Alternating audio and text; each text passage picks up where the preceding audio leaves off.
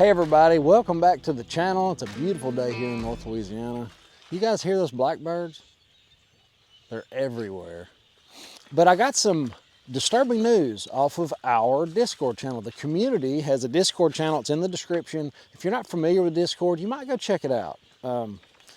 There's just a ton of good news over there, and there's people posting stuff all the time. And that's where I got this information from. EMF 0009 shared this, and I just don't have any words for it. I've never heard of it, and I wanted to make sure you guys did before it came out this year.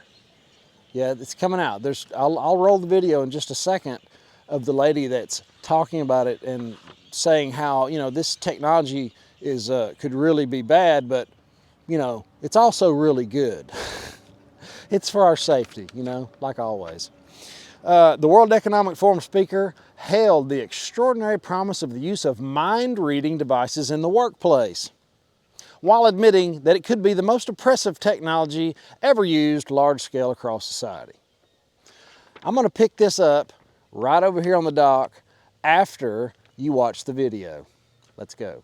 9 out of 10 employees waste time during the workday. They focus on other things. There may be good reasons why we want to be able to find better ways to monitor whether somebody is paying attention or they're doing something different.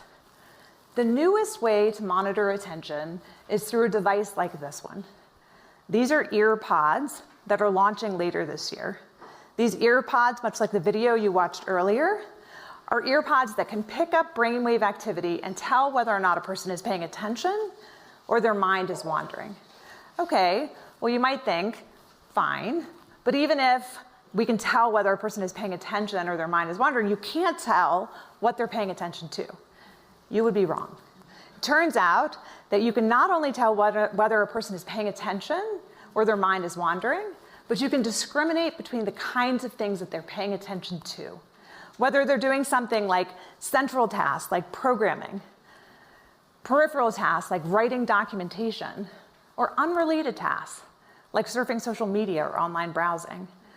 When you combine brainwave activity together with other forms of software and surveillance technology, the power becomes quite precise. So what do we do with this? What do we do with technology that enables us to monitor brainwave activity for attention? Do we embrace it? Do we resist it? I believe that there is a pathway forward with such technology, but it's putting it in the hands of employees, enabling them to use it for themselves as a choice, whether or not they want to focus, whether or not they want the technology in order to improve their own performance, but not using it as a measure of their brain metrics to decide whether to fire them, hire them, or to watch for their lagging cognitive decline over time and using it as a way to discriminate against them.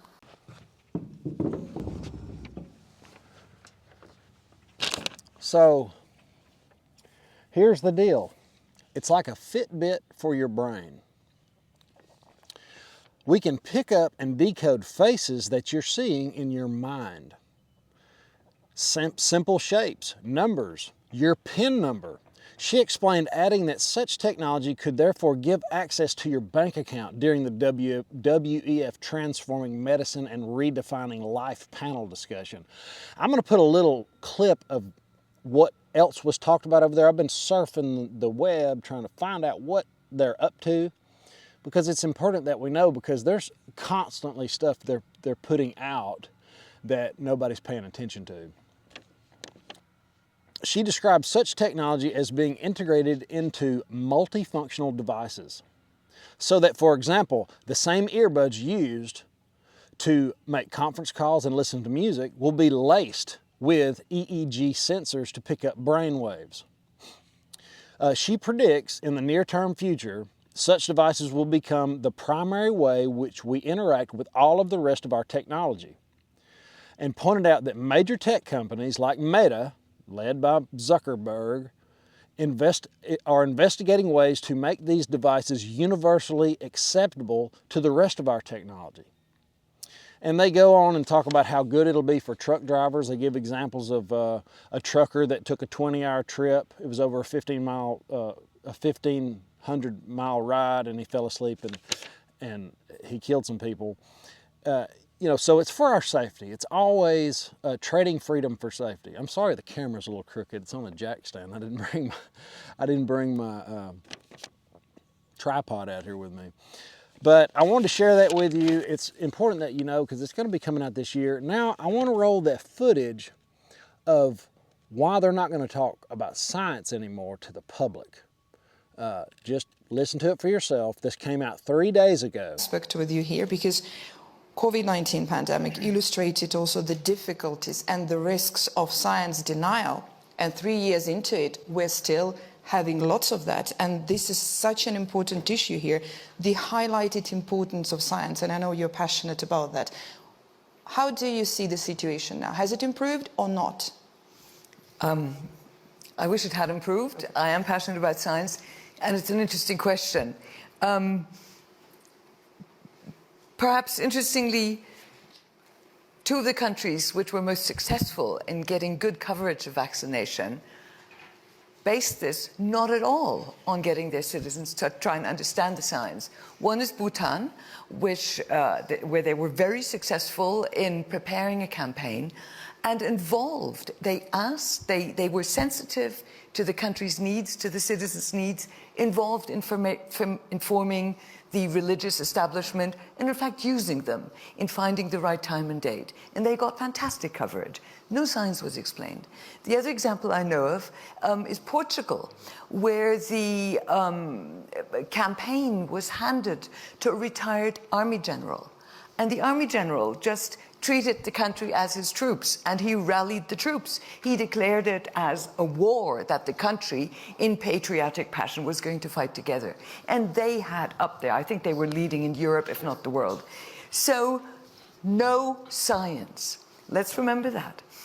Good planning, good thinking and integration in one country, and the right sort of attitude in another. Scientists, and I'm totally behind the scientists who were asked constantly at the beginning of the campaign, we did what scientists do. We expressed our knowledge and our uncertainty. I mean, the spoof on this in Don't Look Up was wonderful, you know. 93% certain means 7% possible that the comet won't. Why should we worry? And so I don't blame any of the scientists, neither in my own country, Germany, nor Fauci in America, or any of the scientists who pronounced publicly. The trouble is that many citizens don't understand uncertainty as part of the scientific method. And if I say today, this is my best belief with that uncertainty, and somebody else says tomorrow, you didn't do that experiment right, you didn't, that's the way we are. So we've got to go so profoundly into educating citizens about the scientific method if we want better trust in science.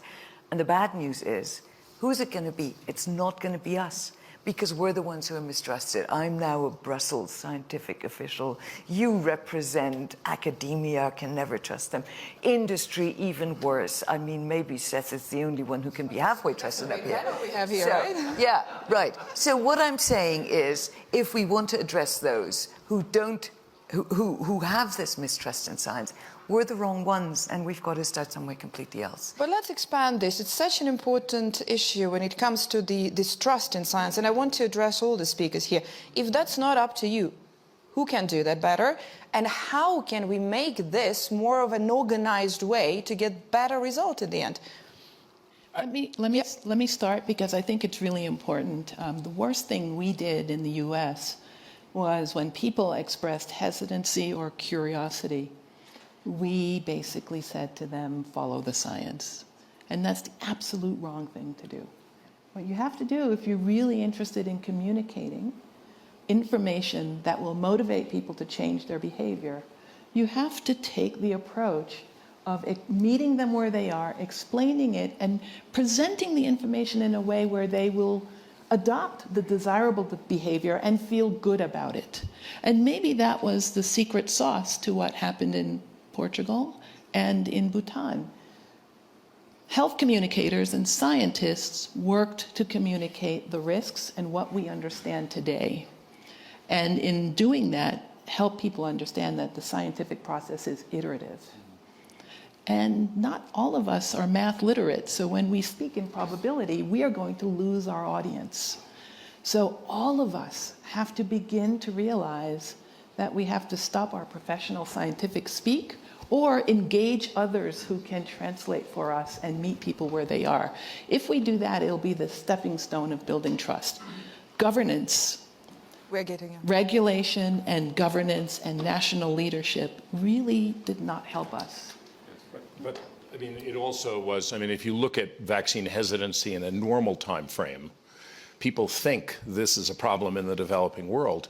It tended not to be a problem in the developing world because, you know, you look to your friends and colleagues and you see the diseases. And so every parent, every person wants the protection. The big problem was in places where vaccines were so effective that the diseases had disappeared. And then you can say, well, do I want to take this vaccine that has a side effect, or is it organic, or does it have this or that?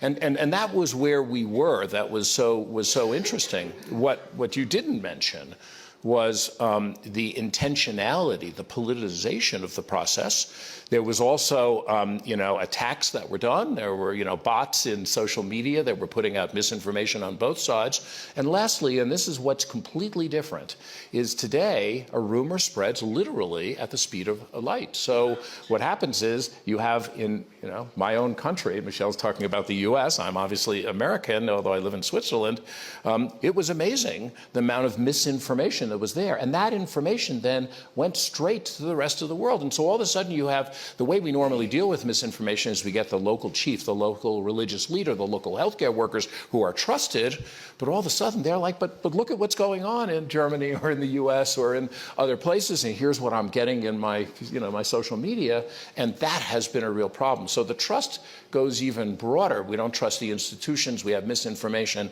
and it's getting worse, not better. So thank you for being here. Have an awesome, awesome day. Let me know what you think of the video later.